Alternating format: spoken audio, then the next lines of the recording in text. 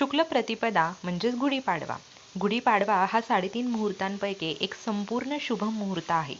या दिवशी ब्रह्मदेवांनी सृष्टीची निर्मिती केली होती. गुढीपाडव्याच्या दिवशी प्रत्येक जण आपापल्या घराच्या बाहेर गुढी उभारत असतात. गुढीचा ब्रह्मध्वज फडकवत असतात. गुढी आणि पाडवा या दोन शब्दांपासून गुढी पाडवा हा शब्द तयार झालेला आहे.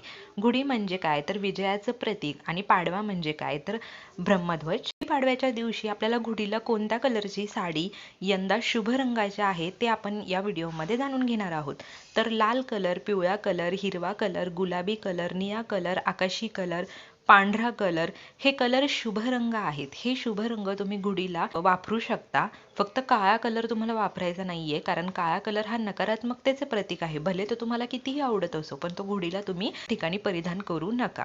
गुढीपाडवा नववर्षाभिनंदनाच्या तुम्हा सर्वांना खूप खूप शुभेच्छा. Shri Swami Samarth. Bless you all.